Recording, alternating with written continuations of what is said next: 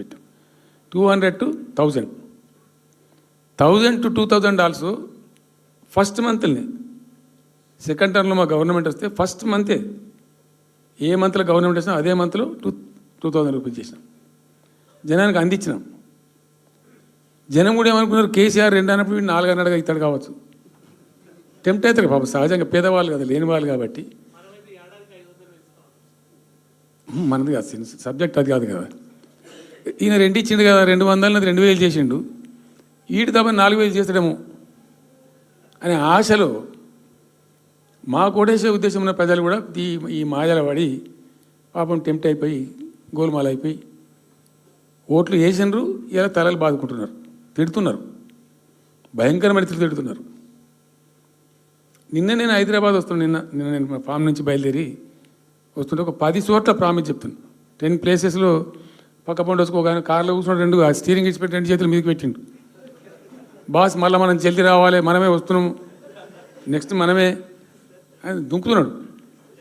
ఆ motor bikes వేసేవాళ్ళు వాడు పక్కన డ్రుర్మన్న పక్కన వచ్చి వాడు వచ్చి నెక్స్ట్ మనమే సార్ వచ్చేస్తున్నాం అంటూ పోతుండ్రు.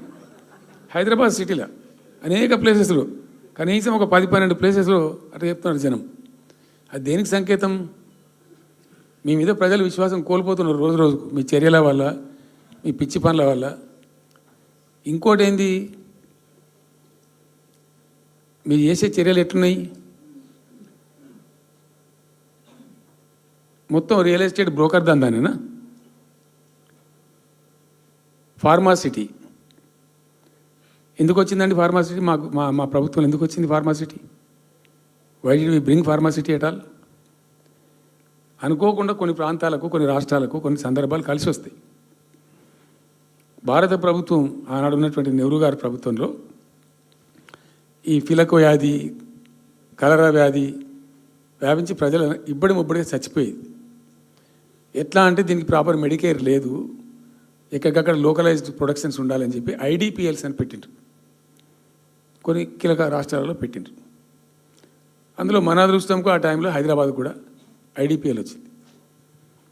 ఐడిపిఎల్ యొక్క పుణ్యమా అని దాంట్లో నుంచి కొంతమంది నేర్చుకొని బయటకు వచ్చి, డాక్టర్ అంజిరెడ్డి కూడా ఐడిపిఎల్ ఎంప్లాయ్, బయటకు వచ్చి వాళ్ళు స్వయంగా పెట్టి చాలా విస్తరించారు. చాలా అంటే చాలా విస్తరించారు. ఆయన దగ్గర అంజిరెడ్డి దగ్గర పనిచేసిన కూడా బయటకు వచ్చి వాళ్ళు పెట్టుకొని వాళ్ళు విస్తరించారు. ఇట్లా ఏమైపోయింది, Hyderabad has become a medical hub, pharma hub. ఒక ఆయన వచ్చి నాకు డబ్బులు బాగున్నాయి కాబట్టి నేను 10,000 కోట్లు పెట్టి పరిశ్రమ పెడతాను, నడవది, ఎడబడతా అంటే పెడతా అంటే దానికి ఎక్కువ కావాలి. అంటే ఆ ఎంప్లాయీస్, ఆ టెక్నీషియన్స్, ఆ కథ కార్ఖానా ఎక్కడైతే ఉంటుందో అక్కడ సక్సెస్ అవుతుంది. అట్లా ఏమైంది, ఫార్మా యొక్క ఎక్కువ బిల్డ్ అయింది హైదరాబాద్లో. ఫార్మా యొక్క ఎక్కువ బిల్డ్ అయిన ద్వారా చాలా ఇబ్బడి ముగ్గడిగా కంపెనీలు వచ్చినాయి ఇక్కడ. అసలు 1/3 వరల్డ్కు మన జినోమ్ వ్యాలీ నుంచే వ్యాక్సిన్ సప్లై అవుతుంది. ఇలా 1/3 of the world Hyderabad genome valley నుంచే వ్యాక్సిన్ సప్లై అవుతుంది. అట్లా ఎప్పుడో ఉన్న బయాలజికల్ ఈవెంట్స్ ఆ రాజుగారు స్థాపించారు ఆ కాలం 104 సంవత్సరాల క్రితం నిజాం పీరియడ్లో. అట్లాంటి కంపెనీలు వస్తూ Hyderabad has become a best destination for pharma. అయితే ఏమవుతుంది, ఆ రసాయనిక వ్యర్థాలు ఏవైతే ఉంటాయో అవి కొద్ది కారకాలు ఉంటాయి, ఇబ్బందులు కలిగిస్తాయి. మన హుస్సేన్ సాగరే కాలుష్యమయమైపోయి గబ్బు వాసన వచ్చే పరిస్థితి ఉండేది, మనం అందరం కూడా చూసినాం. సో దీని నుంచి హైదరాబాద్ బయటపడాలి. ఫార్మా వదులుకుందామా, వదులుకోవద్దు. మరి ఏం చేయాలా? 4 టీములు తింపినండి నేను ప్రపంచవ్యాప్తంగా, ఐఏఎస్ అధికారుల బృందాలు. శాంతికుమార్ గారు అని చెప్పి ఆమె చీఫ్ సెక్రటరీ కూడా రిటైర్ అయింది. ఆమె అప్పుడు హెల్త్ సెక్రటరీగా ఉండే కొంతకాలం. ఆమె నాయకత్వంలో పంపించాం, చాలా దేశాలకు పంపినాం. మరి తిరిగి రండి. ఇప్పుడు ఏమైంది, మందులు లేని ప్రపంచాన్ని ఊహించలేం, మందులు కావాల్సిందే. మందులు తయారు చేసే సందర్భంలో తప్పకుండా కొంత వేస్టేజ్ ఉంటుంది. ఆ వేస్టేజ్ని ఎట్లా మేనేజ్ చేయాలి అని తెలివి కావాలి. సింపుల్ ఎగ్జాంపుల్ చెప్పండి, మన ఇంట్లో కిచెన్లో కూడా డైలీ వేస్ట్ ఉంటుంది, కానీ చాలా నీట్గా పెట్టుకుంటాం మనం దాన్ని. ఆ వేస్ట్ని డిస్పోజ్ చేస్తాం, కిచెన్లోనే ఉంచితే చచ్చిపోతాం కాబట్టి ఆ భయానికి క్లీన్ పెట్టుకుంటాం, మన ఓన్ కిచెన్ కాబట్టి. ఎగ్జాక్ట్లీ ఎట్లయితే కిచెన్ క్లీన్ పెడతారో వాటిని కూడా క్లీన్ పెట్టాలి. అయితే ఒక ఫార్మా కంపెనీ ముందు నుంచి మనం పోతున్నాం అనుకోండి, మన దగ్గర అయితే వాసన వస్తుంది, మనకు తెలుస్తుంది ఇదేదో మెడిసిన్ తయారు చేసే కంపెనీ అని. వేరే దేశాలలో అట్లా లేదు, యూరోప్లో లేదు, యూఎస్లో లేదు, చాలా దేశాల్లో లేదు, చైనాలో లేదు, అసలు గొట్టం నుంచి పొగరాదు. సో మనం మాత్రం టెక్నాలజీ మనం పెట్టుకోలేమా, పెద్ద ఇష్యూ అని చెప్పి ఐఏఎస్ అధికారుల బృందాలను తింపిన నేను అనేక దేశాలకు తింపి పంపించి, హైదరాబాద్లో ఫార్మా ఉంది కాబట్టి హైదరాబాద్ యొక్క లార్జర్ ఇంట్రెస్ట్లో ఫ్యూచర్ దృష్ట్యా ఫార్మాను కాపాడుకోవాలి, ఆ ఎక్కువ పోనీయద్దు, ప్లస్ ఈ కాలుష్య భారం నుంచి ప్రజలను రక్షించుకోవాలి. ఎట్లా అంటే జెడ్ఎల్బి అని వచ్చింది, జీరో లిక్విడ్ బేస్ అని. ఆ డిశ్చార్జ్ ఏదైతుందో దాన్ని మొత్తం జీరో లిక్విడ్ చేస్తారు, ఇంకా కాలుష్యం కాదు, ఏం చెడిపోదు, వీళ్ళకి ఇబ్బంది ఉండదు. అది ఇంటర్నేషనల్ లెవెల్లో సక్సెస్ఫుల్గా ఉంది, సక్సెస్ఫుల్గా జరుగుతుంది. ఇప్పుడు అమెరికాలో ఉన్నాయి చాలా కంపెనీలు, యూరోప్లో ఉన్నాయి, ఇంకా చాలా చోట్ల ఉన్నాయి. అవసరం, ప్రతి దేశానికి అవసరమే. అయితే మనం ఆ సిస్టమ్ పెట్టుకోవచ్చు కదా అని చెప్పి ఒక ఫార్మా యూనివర్సిటీ కూడా పెడదాం దాంట్లో అని చెప్పి ఫార్మా ఇండస్ట్రీ తెచ్చినాం.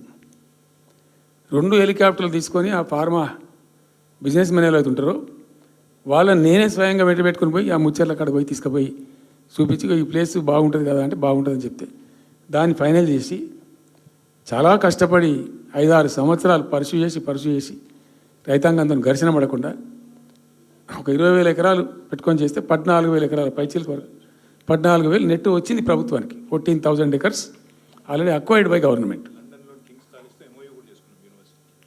చాలా ఎంఓయూలు జరిగినాయి, అన్నీ జరిగినాయి, మన లోకల్ వాళ్ళు రెడీ ఉండి. అయితే పర్టికులర్లీ జీడిమెట్ల, చర్లపల్లి వీళ్ళు ఏమన్నారంటే, సార్ మాకు ఆల్టర్నేటివ్ స్థలం మంచిగా ఇస్తే మేము అక్కడికి వెళ్ళిపోతాం, ఈ బాధ మాకెందుకు, ప్రజలతో కూడా ఈ బదనాం ఎందుకు, ఆడ పెట్టుకుంటాం. పెట్టి కామన్ అఫ్లియంట్ ప్లాంట్స్ పెట్టి ఒక ఐఏఎస్ అధికారిని పెట్టి దాన్ని ప్రభుత్వ నిఘాలోనే ఈ రసాయనాలు వ్యర్థాలను ఇష్టం వచ్చినట్టు ఎటుపడితే పంపకుండా ఆ నియంత్రణలో జరగాలని చెప్పి పెట్టుకున్నది ఫార్మాసిటీ. దానికి ఎన్వైరాన్మెంటల్ క్లియరెన్స్ కూడా వచ్చింది, కేంద్ర ప్రభుత్వాన్ని ఒప్పించి ఎన్వైరాన్మెంటల్ క్లియరెన్స్ తెచ్చినాం. హైదరాబాద్ మొత్తం ఫార్మాను ఒకటే దగ్గర తీసుకుపోయి పెట్టాలి, అక్కడ ఫార్మా సిటీ కట్టాలి, అక్కడ పనిచేసే ఎంప్లాయీస్ కూడా పొద్దాకి ఇటు అటు తిరిగేటువంటి అవసరం లేకుండా మంచిగా బ్రహ్మాండమైన సిటీ రావాలి, వచ్చే సిటీకి కావాల్సినటువంటి ఆల్ ఇన్ఫ్రాస్ట్రక్చర్ రావాలి అని చైనాలో నేను చైనా పోయినప్పుడు చూసినట్టు అది 70,000 ఎకరాలు వాళ్ళది, చాలా హ్యూజ్ ఫ్యాక్ట్. మనకి ఒక 20,000 ఎకర్స్ అయితే మస్తు అవుతుందని చెప్పి మేము తీసుకొని చేసినాం. మెడికల్ కాలేజ్ కూడా మంజూరు చేసినాం ఆ పక్కనే, వీటన్నిటి దృష్ట్యా పెట్టుకొని. అంటే మేము ఒక పద్ధతి పెట్టుకొని దాన్ని ఒక సిస్టమేటిక్గా చేసినాం. చేస్తే ఇప్పుడు దాన్ని ఏందండి దందా, ఏదైనా చేసి దాన్ని నమ్మకదొబ్బా ఏం జరుగుతుంది రాష్ట్రంలో? ఫ్యూచర్ సిటీ, తొక్క సిటీ, ఎవరికి కావాలి నీ ఫ్యూచర్ సిటీ? నాకు అర్థం కాదు. నువ్వు పెంచినావు హైదరాబాద్ను, ఎవరు చేసిన హైదరాబాద్ సిటీ? ఇంత వైబ్రాంట్ సిటీ ఎక్కడికి వచ్చింది? ఓ 400 సంవత్సరాల చరిత్రతోని దీనికంతా ఒకటి ఒకటి ఒకటి ఒకటి బ్రోది జరిగి ఆటోమేటిక్గా పెద్ద సిటీ అయింది. అట్లా అన్నీ కావు, అందరికి కావు. ఎన్ని రాష్ట్రాలకు ఉన్నాయండి? బెంగాల్ కలకత్తా ఉంది, మహారాష్ట్రకి ముంబై ఉంది, మనకు హైదరాబాద్ ఉంది, కర్ణాటకకు బెంగళూరు ఉంది, తమిళనాడుకు మద్రాసు ఉంది, ఢిల్లీ కోర్స్ ఢిల్లీ. వేరే రాష్ట్రాలకు లేవు కదా, 28 రాష్ట్రాలకు ఉండయి. సో ఇంత మహానగరం నిర్మితమైంది. ఈ నగరం యొక్క భవిష్యత్తును దృష్టిలో పెట్టుకొని పెట్టిందే ఫార్మాసిటీ. ఈ సిటీ మొత్తం గబ్బులేసిపోవాలి ఇక్కడ దాంతో, నువ్వు తీసుకుపోయాలి ఫ్యూచర్ సిటీ, తోక సిటీ ఏందన్నట్టు. ఇది అన్ని దిక్కుమాలిన పాలసీలు, రియల్ ఎస్టేట్ బ్రోకర్ దందా తప్పితే ఇంకోటి లేదు. అన్నీ కనబడతాయి మనకు. మీరు పరిశీలనగా చూస్తే, పూర్తిగా చూస్తే అసలు చాలా గందరగోళం. గురుకుల పాఠశాల విద్యార్థులు చచ్చిపోతారండి. ఇప్పటికి 120 మంది విద్యార్థులు చచ్చిపోయారు. గంత నియంత్రణ లేదా? గంత తెలివి లేదా? ఒక గట్టి అధికారిని బట్టి గట్టి చర్య తీసుకోరాదా? ఏందో చేస్తాము నీ ఫ్యూచర్ సిటీ, తోక సిటీ ఈ పోరగాళ్ళని చేస్తారు. తర్వాత ఫార్మా సిటీలో ఆ ల్యాండ్ అక్వైర్ చేసినప్పుడు కండిషన్ ఏంటంటే ఓన్లీ ఫార్మా సిటీకి మాత్రమే వాడతాము. Conditional land acquisition. హైకోర్టులో కేసు ఉంది. హైకోర్టులో ఈ ప్రభుత్వం ఏం చెప్తుంది? లేలే ఫార్మా సిటీ ఉంటుంది. మళ్ళీ ఆడ 3,000 ఎకరాల్లో వాడేవాడు అంబానా సల్మాన్ ఖానా ఎవడో వంతారనో బొంతారనో పెడతారు. ఈ జూ పార్క్ కొంచెం ఆడబెడతారట. ఎందుకు జూ పార్క్ అమ్మకతో పెట్టానుక?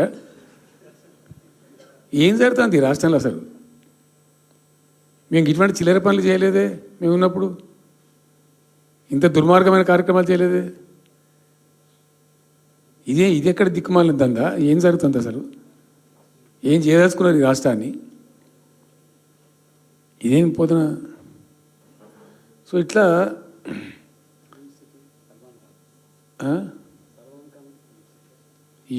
అది ఏందో నేను ఒక్కటే మాట్లాడుతున్నానండి.